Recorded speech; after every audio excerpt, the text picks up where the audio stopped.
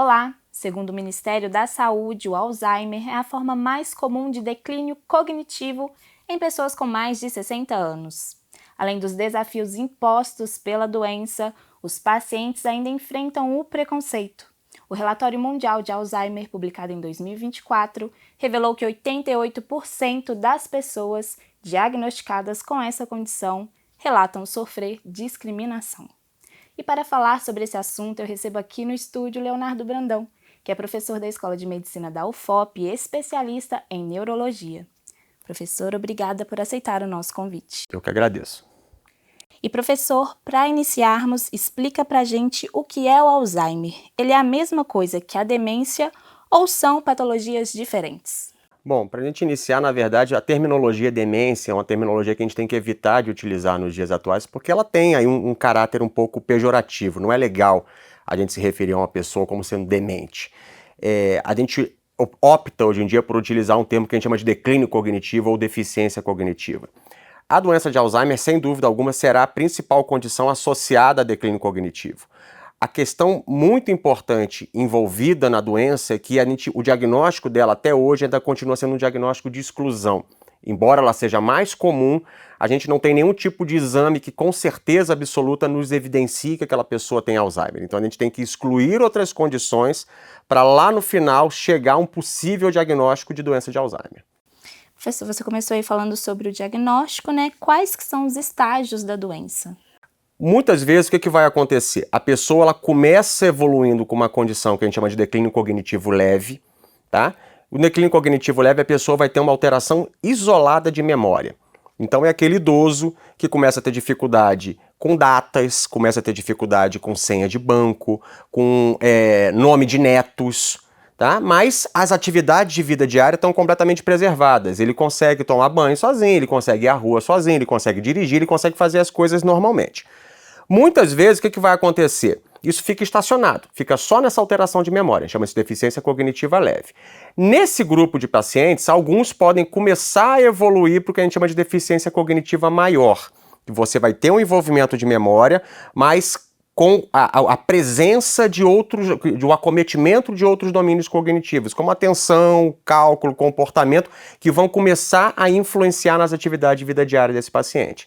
E aí você tem a fase inicial, a fase leve, a fase moderada e a fase grave, quando o paciente já está completamente limitado em todos os sentidos, ele já não consegue mais falar, ele já não consegue mais executar as atividades de vida diária, então ele se torna completamente dependente dos cuidados de terceiros.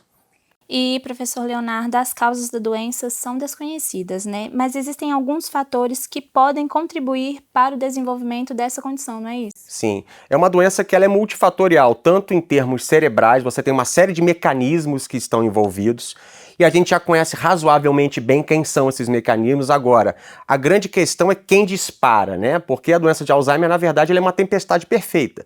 Você junta um monte de fatores ali, tá, que vão desencadear a doença e um deles dispara a doença. A gente não sabe quem dispara isso. Eu até brinco com meus alunos que essa é literalmente a pergunta de $1 milhão, né? Porque é o valor do prêmio Nobel. A gente não sabe ainda. Agora, sem dúvida alguma, fatores nutricionais, a alimentação adequada diminui a possibilidade. O tabaco aumenta a possibilidade. Obesidade, sedentarismo, uso de drogas ilícitas, escolaridade baixa. Então são alguns fatores que a gente tem como intervir, ou seja, se você perde peso, se você passa a fazer atividade física, se você não usa tabaco, se você bebe moderadamente, se você se alimenta de uma maneira adequada, se você estimula o seu cérebro, seja com estudo ou com atividades que estimulem o cérebro, isso vai diminuir a possibilidade de você evoluir com a doença. E, professor, geralmente, quando surgem os primeiros sintomas, eles podem dar sinais antes dos 60, dos 65 anos? Isso pode acontecer porque é o seguinte, a gente tem a doença de Alzheimer de início precoce e a doença de Alzheimer de início tardio. A de início precoce ela ocorre antes dos 60 anos de idade, tá? E nesse caso ela vai ter uma carga eminentemente genética.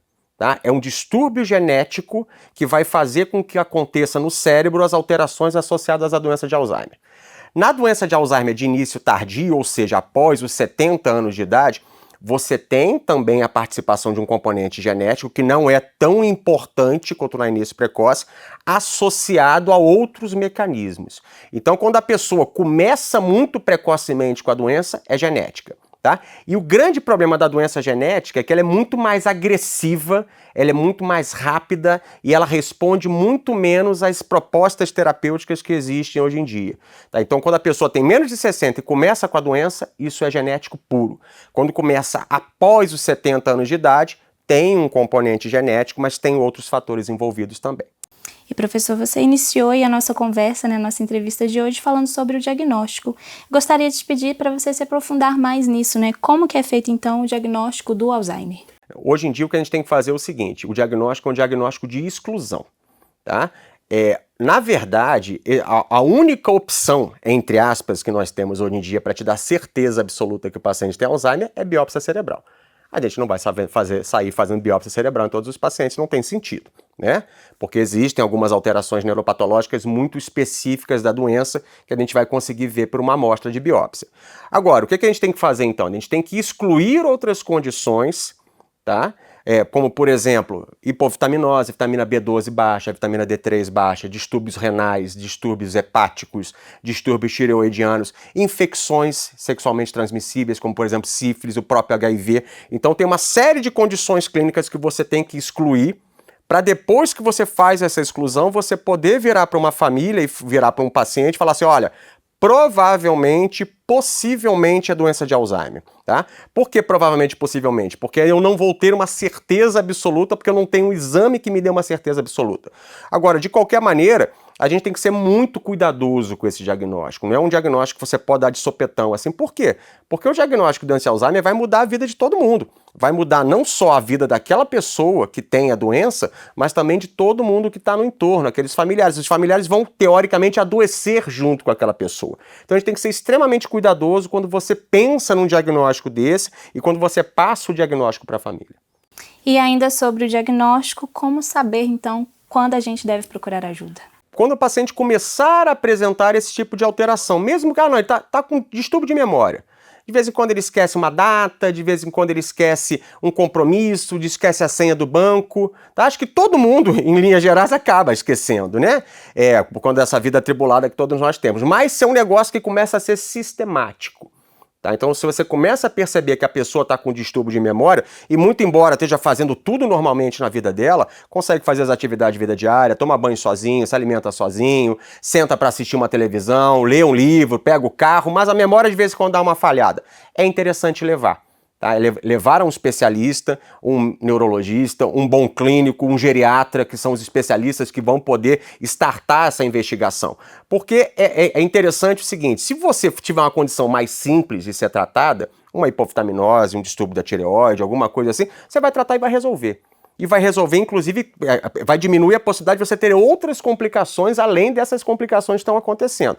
E se você chega à conclusão, excluindo esses fatores de que aquilo ali potencialmente é doença de Alzheimer, você tem a possibilidade de começar a tratar o seu paciente. Tá? Se você começa a postergar muito o diagnóstico, o paciente, quando chega para o especialista, ele pode estar tão deteriorado do ponto de vista cognitivo que você não vai ter muita coisa mais para fazer. Talvez tratar distúrbio de sono, talvez tratar a agressividade, a hipersexualidade que esses pacientes podem apresentar, mas algum tratamento efetivo que vai tentar dar uma freada na evolução do processo ou tratar sintomaticamente aquele processo, você não vai ter mais como fazer. E apesar de não ter como impedir a evolução do Alzheimer, de modo que essa doença não tem cura, existem formas de amenizar os sintomas, não é isso? Sim, a gente, na verdade, não só a terapêutica, porque o que a gente vai fazer com o tratamento é o seguinte, a gente vai repor, por assim dizer, um determinado neurotransmissor, que é a acetilcolina, que começa a faltar numa região do cérebro, uma região que está associada com o processamento inicialmente da memória, mas depois com o envolvimento de todos esses domínios que eu já comentei. Então você oferta essa medicação que aumenta os níveis da acetilcolina. Só que a gente tem que levar em consideração o seguinte, a medicação é uma medicação sintomática. Ela vai aumentar a disponibilidade daquele neurotransmissor. Mas o processo de destruição do cérebro, ele infelizmente continua acontecendo. Tá? Por isso é que quanto mais precocemente, melhor, porque você consegue dar ainda uma sobrevida digamos assim, que a pessoa possa ter uma relação com seus familiares, possa executar suas atividades, e cada caso é um caso. Tem pessoas que evoluem muito rápido, tem pessoas que evoluem de uma maneira muito lenta. Agora, fundamentalmente, é você fazer o diagnóstico precoce. No presente momento, os tratamentos são tratamentos sintomáticos. Existe uma série de substâncias que estão em pesquisa que a gente tem o objetivo de quê? De tentar atuar no mecanismo, naquele processo que está degenerando o cérebro. Nesse momento é tudo experimental ainda, não tem nada que a gente possa utilizar de uma maneira sistemática. O que a gente tem hoje em dia são medicamentos que são medicamentos meramente sintomáticos, eles vão atuar no sintoma e vão trazer algum benefício para aquele paciente durante um certo tempo.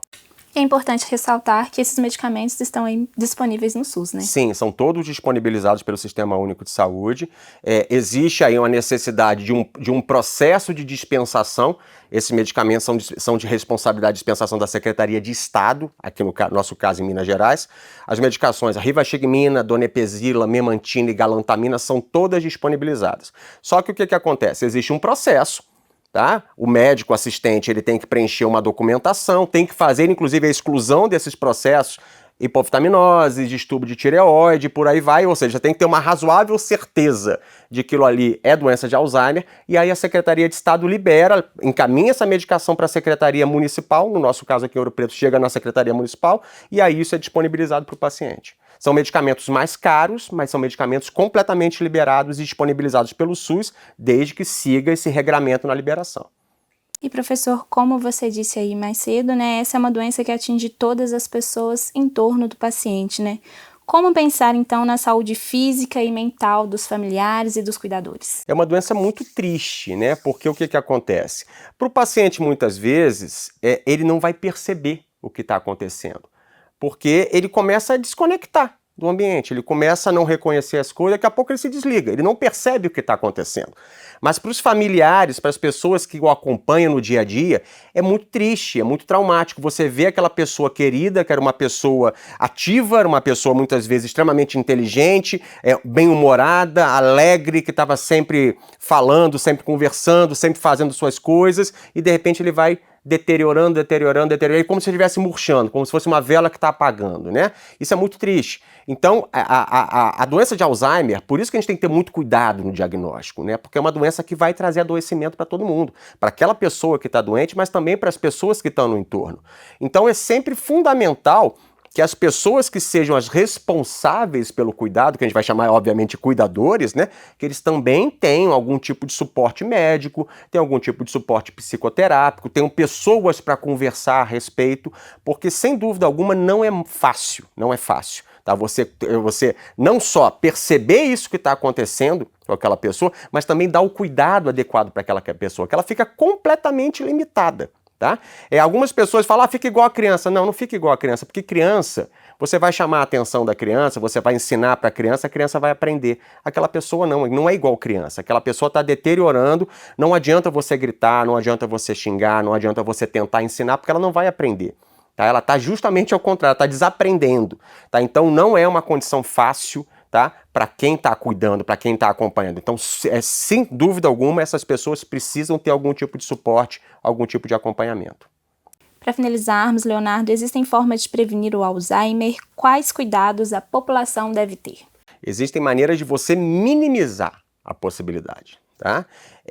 Então, leitura, palavra cruzada, estudo. Quanto mais a pessoa estuda, quanto mais a pessoa se qualifica, menor é o risco. Fundamentalmente, dentro do estudo, se você estuda jornalismo, beleza, você tem que estudar jornalismo, mas vai estudar matemática, vai estudar ciências, vai estudar história, você vai estimular seu cérebro a se linkar em outras coisas que estão fora da sua área de atuação. Tá? Isso é importante, a gente tem que abrir os nossos horizontes, abrir literalmente a mente, que é um fator protetivo. Atividade física, evitar tabaco, evitar drogas, uma alimentação regrada, diabetes é um fator de risco importante, hipercolesterolemia, ou seja, colesterol alto é um fator importante, triglicerídeos aumentados é um fator importante, hipertensão arterial não tratada é um fator importante, ou seja, existe uma série de fatores que são conhecidos como fatores modificáveis, tá? São fatores de risco que se eu intervenho, eu bloqueio. o risco deles desencadearem a doença. Então, se eu sou obeso, eu tenho que perder peso. Se eu tenho colesterol alto, eu tenho que tratar meu colesterol. Se eu sou sedentário, eu tenho que fazer atividade. Se meu diabetes está descompensado, eu tenho que compensar. Eu posso tomar minha cervejinha? Não tem problema. Você gosta de tomar um vinho? Pode tomar um vinho, mas você não pode tomar um caminhão de vinho, você não pode tomar um engradado de cerveja. Tá? Por quê? Porque aí começa a ser deletério não só para o cérebro, mas para outros sistemas orgânicos. Então, é a gente atuar nesses fatores de risco, que são fatores de risco modificáveis, porque os outros fatores cerebrais, a gente ainda não consegue atuar. Tá? São mecanismos que são disparados, como eu comentei já, são múltiplos mecanismos que estão envolvidos, a gente já conhece razoavelmente em nível cerebral quem são eles, agora a questão principal é quem dispara esse mecanismo. Então, se eu consigo atuar, se eu consigo intervir aonde eu posso intervir, eu já diminuo muito a possibilidade disso vir a acontecer.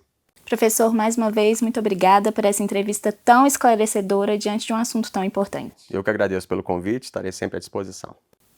E a Associação Brasileira de Alzheimer oferece apoio e informações para familiares, cuidadores e profissionais que acompanham pessoas diagnosticadas com a doença de Alzheimer e condições similares. Para saber mais, acesse o site abras.org.br ou siga a associação no Instagram. Continue acompanhando a programação da TV UFOP no nosso canal na TV ou pela internet. É sempre bom ter a sua companhia.